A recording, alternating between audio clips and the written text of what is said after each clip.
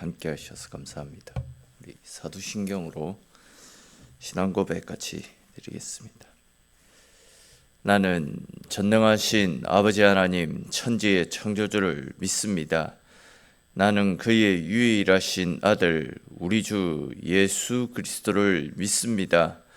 그는 성령으로 잉태되어 동정녀 마리아에게서 나시고 본디오 빌라도에게 고난을 받아 십자가에 못 박혀 죽으시고 장사된 지 사흘 만에 죽은 자 가운데서 다시 살아나셨으며 하늘에 오르시어 전능하신 아버지 하나님 우편에 앉아 계시다가 거기로부터 살아있는 자와 죽은 자를 심판하러 오십니다. 나는 성령을 믿으며 거룩한 공교회와 성도의 교제와 죄를 용서받는 것과 몸의 부활과 영생을 믿습니다. 아멘. 찬송 같이 드리겠습니다. 찬송가 114장 114장 찬송 드리겠습니다.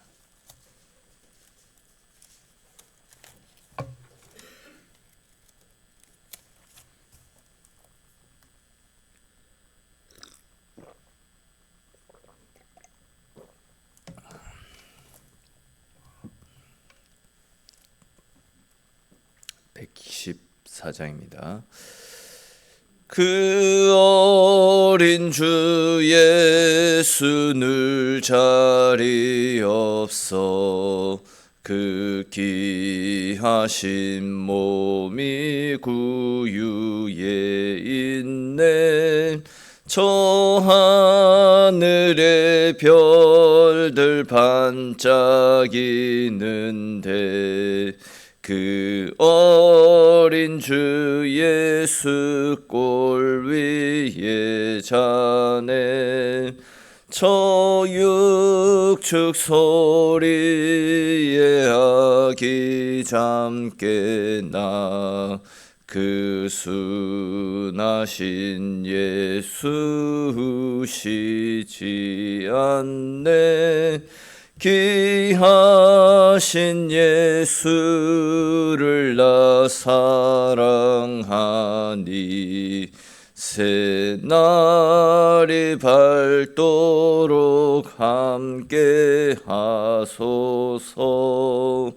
주 예수 내 곁에 가까이 계셔 그 한없는 사랑 늘 베푸시고 온 세상 악귀들 다 품어주사 주 품 안에 안겨 살게 하소서.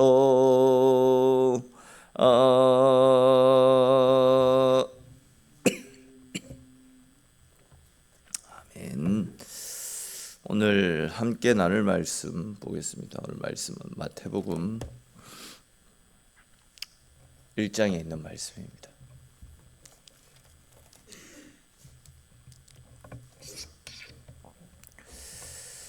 마태복음 1장 1절에서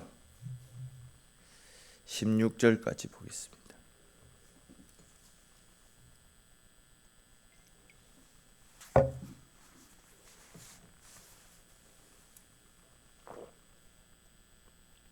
마태복음 1장 1절에서 16절까지 말씀 우리 한 절씩 읽고 16절은 같이 읽겠습니다. 아브라함과 다윗의 자손 예수 그리스도의 계보라.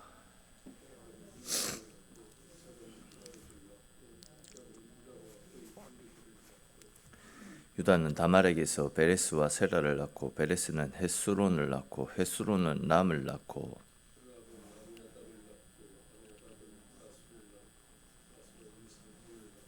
살몬은 라합에게서 보아스를 낳고 보아스는 루색에서 오벳을 낳고 오벳은 이새를 낳고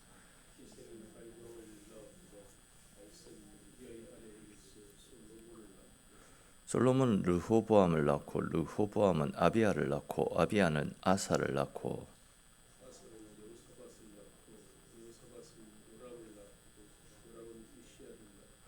우시야는 요담을 낳고 요담은 아하스를 낳고 아하스는 히스기야를 낳고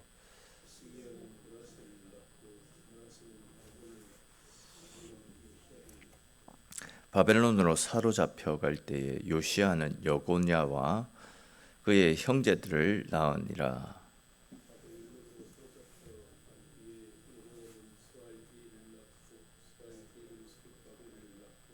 수룹바벨은 아비후스를 낳고 아비후스는 엘리야김을 낳고 엘리야김은 아수르를 낳고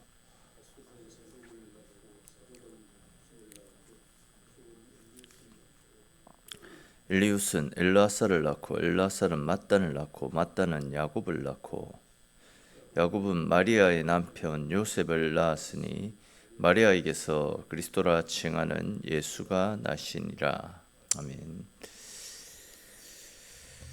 오늘 본문 말씀은 예수님의 족보를 기록하고 있습니다. 또 1장 1절을 보시면 예수님의 족보를 시작할 때 아브라함과 다윗의 자손 예수 그리스도의 계보라 이런 말씀으로 예수님의 족보가 기록이 되어지고 있습니다. 근데 이제 여기에 나타나는 아브라함과 다윗은 아시듯이 이스라엘 사람들이 가장 존경하는 위인들입니다. 또 이제 예수님의 집안이 예수님 당시에는 몰락을 해가지고 가난한 목수의 집안이 되었지만 시대를 쭉 거슬러 올라 보면 예수님의 집안은 다윗의 가문, 즉 한때 이스라엘을 호령했던 왕가의 집안이 바로 예수님의 집안이었습니다. 그리고 그렇게 화려했던 이스라엘 왕가의 족보가 오늘 본문에 쭉 나타나고 있습니다.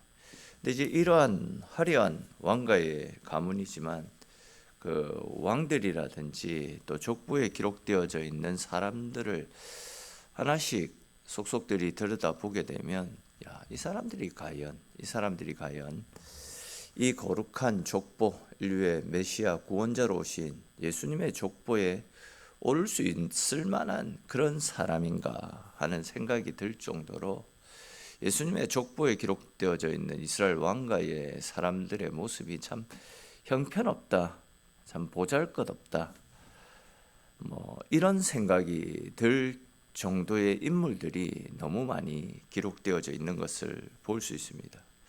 먼저 이제 이스라엘이 가장 존경하는 인물 아브라함은 우리가 잘 알고 있듯이 이 역시도 좀 부족함이 있는 사람입니다. 먼저 그는 자기 아버지 데라와 함께 원래 그 갈대아 우르에서 우상을 만들어 팔던 그런 우상에 빠져 살아갔던 사람이었습니다. 그리고 또 하나님으로부터 부름을 받은 이후에도 자기 아내 사례를 통해서 메시아가 나올 것임을 알고 있으면서도 그걸 미리 예언을 통해서 전해 듣고도 아내 사라를 자기 누이라고 속이면서 자기 아내를 다른 사람에게 넘기려고 했던 의도였던 타의였던 그것이 안 된다라는 것을 해서는 안 된다는 것을 알고 있으면서도 아내를 누이라고 속여서 그 예수님의 탄생이 이루어져야 될 그 일이 깨어져 버릴 뻔했던 이런 일들이 두 번씩이나 있었습니다. 또한 하나님의 약속을 따라 가나안에 옮겨왔으면서도 또 그곳에 흉년이 들자 그곳을 버리고 약속의 땅 가나안을 버리고 애굽으로 도망을 갈 정도로 연약한 사람이었습니다. 부족함이 많았던 사람이었다라는 거죠. 또 다윗은 또 어떻습니까? 그는 이스라엘 역사상 가장 위대한 평가, 가장 성군이다 이렇게 평가를 받고 있지만 자기 부하의 아내, 즉 우리아의 아내였던 바세바와 간음을 하죠. 그리고 이제 그것을 숨기기 위해서 자기의 중복이었던 우리아를 전쟁터로 내몰아서 죽게 만들었습니다. 요즘 말로 하니까 그 살인교사죄에 해당되어지는 중범죄를 저지른 사람이 다윗입니다. 그러니까 이제 아브라함도 그렇고 다윗도 그렇고 이스라엘의 대표적인 인물이면서 즉 이스라엘 백성들이 가장 존경하고 따르고 싶어하는 인물인데도 허물과 죄가 많이 있었던 사람들이었음을 알 수 있습니다. 또 9절, 10절 말씀해 보시면 우시야 왕이나 므낫세 왕과 같이 이스라엘 역사상 최악으로 꼽히는 악한 왕도 또 아하스 왕과 같은 인물도 이 족보책에 기록이 되어져 있습니다. 그뿐만이 아니라 이제 이스라엘의 족보 속에는 이스라엘 왕가의 체면을 위해서라도 생략하고 싶은 인물들이 상당수 기록되어져 있습니다. 이 족보는 우리 지금까지 한 몇 번 살펴봐서 그 내용들이 대부분 기억이 나지 않겠나 생각되는데 3절에 보시면 시아버지 유다와 또 근친 상간을 통해서 아이를 가진 다말도 나타나고요. 또 앞에서 말씀드렸던 다윗과 불륜을 저질렀던 바세바도 나타납니다. 그러니까 이제 예수님의 족보에 근친 상간을 저지른 여인, 또 남편이 있는데도 또 다른 남자와 더불어 불륜을 저지른 여인이 등장하고 있습니다. 거기에 대해서 이제 옛날 이스라엘 사람들은 이방인들을 짐승처럼 생각하지 않았습니까? 근데 오늘 본문 5절에 보시면 여리고의 유명한 기생이었던 라합이라는 여성이 등장합니다. 그러니까 이제 짐승처럼 여겼던 이방 여인이라는 거죠. 이방 여인인 것도 모자라서 기생이었다라는 겁니다. 라합이. 또 보아스라는 사람과 재혼했던 사람도 룻 아닙니까? 룻 역시도 이스라엘이 짐승처럼 여겼던 이방 사람이었다라는 겁니다. 그러니까 이제 이스라엘 사람들의 관점에서 보면 이 족보는 굉장히 좀 지저분한 족보다. 이거는 좀 수치스럽고 감추고 싶은 족보였다. 이런 생각이 들 정도입니다. 또 보시면 다윗과 솔로몬에 의해서 세워졌던 통일 이스라엘을 남유다, 북이스라엘로 이제 분단 국가로 만드는데 단초적인 역할을 했던 르호보암도 이 족보에 기록되어져 있습니다. 또 거기에 대해서 이제 11절을 보시면 그들의 죄로 말미암아 바벨론에 의해서 나라가 짓밟히고 백성들이 포로로 끌려갔던 그들의 흑역사들도 이렇게 빠짐없이 기록이 되어져 있습니다. 그러니까 이제 신약 성경은 어쩌면 너무나도 감추고 싶었던 이스라엘 왕가의 치욕스럽고 부끄러운 과거를 드러내면서 성경이 시작되어지고 있다라는 사실을 우리가 확인할 수 있습니다. 더군다나 이 마태복음 말씀은 믿지 않는 유대인들에게 예수님을 소개하기 위한 목적으로 기록된 말씀입니다. 그리고 이제 유대인들은 아시듯이 선민사상이라고 해서 자기들은 하나님께 선택받은 거룩한 백성이다. 이런 생각이 이제 그들의 마음속 깊은 곳에 깔려 있지 않았습니까?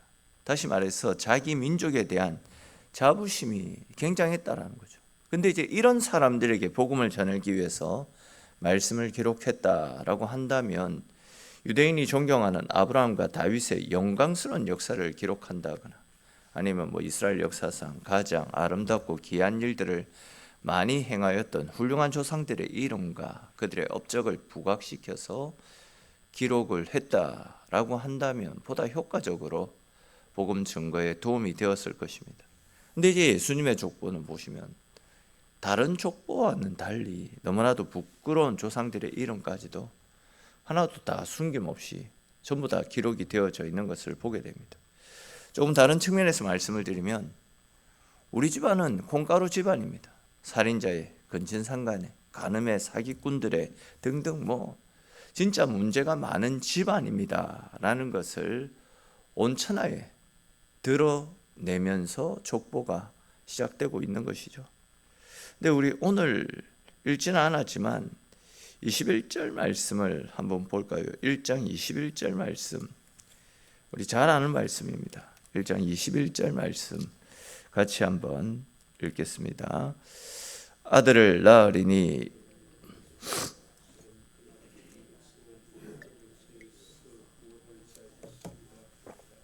아멘. 보시면 이런 연약한 우리 인생들을 죄와 사망으로부터 구원하시기 위해서, 즉 우리를 죄로부터 건져주시기 위해서 예수님이 오셨다라고 분명히 말하고 있습니다. 분명 이 족보책에 나타나는 인물들은 별 볼 일 없는 사람들입니다. 왕족이라고는 하지만 그 이면에는 참 부끄럽고 수치스러운 치욕스러운 죄들까지도 다 들어가 있는 사람들입니다. 근데 이제 예수님이 이 가문에서 태어나셨기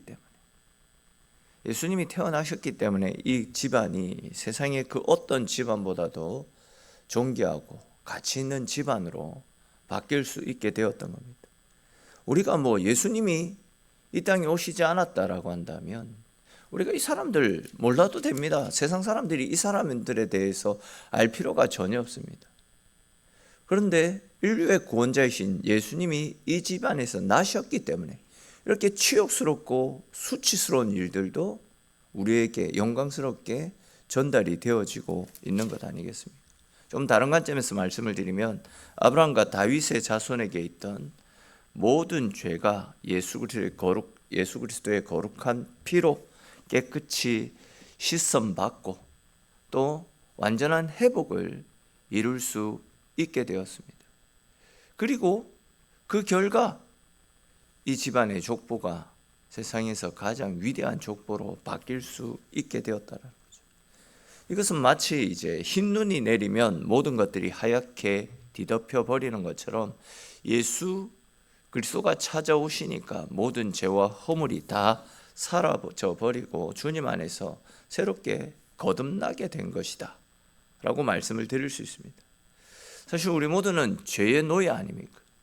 기도해야지, 말씀대로 살아야지, 결단을 하지만 또다시 돌아서면 눈앞에 보이는 현실적인 유혹들, 내 귀에 들려오는 세상적인 소리에 더 관심을 가지고 우리의 결단과 우리의 다짐이 무색해지는 경우들이 한두 번이 아닙니다.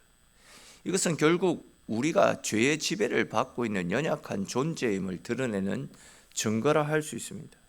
근데 우리를 장악하고 있는 이 죄는 어떻습니까? 우리가 은폐한다고 해결되지 않습니다. 시간이 지난다라고 해서 사라지는 것도 아닙니다. 내가 선을 행한다라고 해서 그 죄가 사라지는 것도 아니지 않습니까? 죄는 반드시 그 값을 치러야 됩니다. 그리고 그 죄의 대가는 사망이고 심판이고 멸망입니다. 그런데 어떻게 우리가 가지고 있는 그 죄를 살 수 있을 것이고 그 죄를 없다 여길 수가 있겠습니까? 도저히 불가능합니다. 그런데 그런 우리 속에 있는 이 죄를 사해 주시고 죄를 없이 해 주시기 위해서 하나님의 아들이 이 땅에 오셨습니다. 그리고 당신의 몸을 십자가에 내어주시는 희생을 통해서 우리의 모든 죄를 다 사하시고 이제 우리에게는 죄가 없다, 그렇게 말씀해 주셨던 것입니다. 그 일 때문에 예수님이 이 땅에 오셨다라는 거죠. 그렇기 때문에 이제는 누구든지 자기 죄를 고백하고 내가 죄인임을 인정하고 죄를 회개하고 예수님을 구원자로 영접하기만 하면 그 즉시로 이제 구원을 받게 되는 겁니다. 그렇기 때문에 우리는 더 이상 죄의 지배 아래 있는 사탄의 자녀가 아니라 세상 만물을 창조하시고 다스리시는 하나님의 자녀, 천국 백성이 될 수 있는 겁니다. 계속 말씀을 드리고 있듯이 내가 잘났기 때문에 나에게 어떤 특별한 것이 있기 때문에 우리의 죄가 사함받고 하나님의 자녀가 되는 것이 아니라 주님께서 나에게 찾아오셨기 때문에 내 죄를 위해서 주님께서 죽어주셨기 때문에 우리의 죄가 사함을 받고 천국 백성이 되어 하나님과 영원히 함께할 수 있는 은혜를 누릴 수 있게 되는 것입니다. 그렇기 때문에 이제 우리는 더 이상 연약한 사람이 아닙니다. 이제는 더 이상 죄인이 아닙니다. 천국을 소유한 하나님의 백성이 되었습니다. 그러므로 이제 영적인 눈을 뜨고 성령 충만함으로 깨어서 나를 회복시키시고 새롭게 하시기 위해서 나에게 찾아오신 예수 그리스도, 그분께 우리의 소망을 두고 그분 안에서 그분을 바라보는 삶을 살 수 있어야 됩니다. 주님께서 우리에게 말씀하셨듯이 수고하고 무거운 짐진 자들아 다 내게로 오라 내가 너희를 쉬게 하리라 라고 말씀하셨던 그 말씀처럼 이제 우리는 나를 위해서 이 땅에 오신 예수 그리스도 그분을 바라보면서 내 삶의 질고 내 삶의 아픔과 고통 또 풀리지 않는 삶의 문제들도 주님께 다 내어 맡기면서 우리를 쉬게 하시는 하나님, 우리를 쉴만한 물과 푸른 초장으로 이끌어 가시는 하나님을 바라보는 믿음 가운데 살아갈 수 있어야 됩니다. 또한 그렇게 할 때에 주님 주시는 평안 속에서 고통 가운데서도 해방을 누리고 풍랑 속에서도 자유케 하시는 주님의 사랑을 누릴 수 있게 되는 것입니다. 그 일을 위해서 거룩한 성탄에 우리 주님께서 임마누엘로 우리에게 찾아오신 것입니다. 이 콩가루 집안을 거룩한 집안으로 바꿔주셨듯이 절망 속인 우리 인생을 희망으로 가득 찬 인생으로 바꿔주시기 위해서 죄와 사망으로 인해서 죽어 마땅한 우리를 하나님 자녀 삼으시고 천국으로 이끌어 가시기 위해 주님이 오신 것입니다. 콩가루 집안이 은혜의 집안으로 바뀌었듯이 절망적인 인생이 회복의 인생으로 영원한 생명의 인생으로 바뀌게 되는 것, 이를 위해서 우리 주님께서 우리 가운데 찾아오셨다라는 것입니다. 그런 주님을 기억하면서 그 주님 안에서 우리의 삶이 회복되어지는 날이 성탄이고 그 일을 위해서 우리 주님이 찾아오신 날이 바로 성탄 아니겠습니까? 이것이 성탄의 참된 의미라는 것입니다. 성탄 이제 내일입니다. 우리가 성탄을 기다리면서 우리가 할 수 있는 가장 가치 있고 복된 일은 성탄의 의미를 되새기면서 어두운 가운데 빛으로 오신 예수님, 그 예수님을 또 우리 주변 사람들에게 알리고 드러내고 증거하는 것, 이것이 성탄을 기다리는 우리들의 가장 올바른 모습이 아닐까 생각되어집니다. 성탄을 기다리고 있는 시점에서 다시 한 번 더 성탄의 의미를 되새기면서 이 성탄의 복되고 기쁘고 좋은 소식들을 주변 사람들에게도 알리는 가운데 주의 오심을 다시금 기다릴 수 있는 저와 여러분들이 될 수 있기를 주님의 이름으로 축원합니다. 기도드리겠습니다. 주님, 오늘 이 새벽도 주님과 함께하는 하루를 시작할 수 있도록 저희들을 이곳으로 인도하여 주심에 주님 고맙고 감사합니다. 하나님, 참 볼품 없었고 내세울 것도 없었던 그런 집안이 우리 주님께서 이 땅에 오심을 통해서 세상에서 가장 존귀하고 가장 복되고 가장 가치 있는 집안으로 바뀌게 된 것을 우리가 함께 살펴보았습니다. 예수님의 이 족보처럼 하나님 아무 볼품 없고 또 가치 없고 결국은 죄와 또 연약함으로 인해서 사망과 지옥 형벌을 받아야 되는 우리네 인생인데 주님이 우리에게 찾아오시고 우리를 구원하여 주셨기에 우리 인생이 가치 있는 인생이 되었고 지옥이 아니라 천국을 소망할 수 있는 하나님의 자녀로서의 삶을 살 수 있게 되었습니다. 이 모든 것들이 주님이 이 땅 가운데 오셨고 우리를 위한 대속 제물이 되어 주셨기 때문임을 기억하며 우리를 위한 주님의 그 사랑 앞에 감사하며 또 주님의 오심을 감사와 기쁨으로 기다리며 무엇보다도 우리 주님께서 이 땅에 오신 것을 다른 사람들에게 증거하고 알리면서 어둠을 빛으로 밝혀나가는 그런 일에 힘을 보탬으로 주님의 성탄을 기다릴 수 있는 우리네 삶이 되어질 수 있도록 주님 은혜 베풀어 주시옵소서. 오늘 이 새벽도 주님의 오심을 사모하는 마음으로 새벽을 깨우고 주님 앞에 나온 사랑하는 성도들 기억하여 주시고 오늘 하루도 살 수 있는 힘과 능력 베풀어 주시고 또 오늘 새벽에도 하나님 찾을 때에 우리의 소원에 응답하시는 크신 하나님의 사랑을 새롭게 누리며 돌아가는 복된 시간 되어지도록 하나님 함께 하시기를 소망하옵고 모든 말씀 우리 주 예수 그리스도의 이름으로 기도드립니다. 아멘.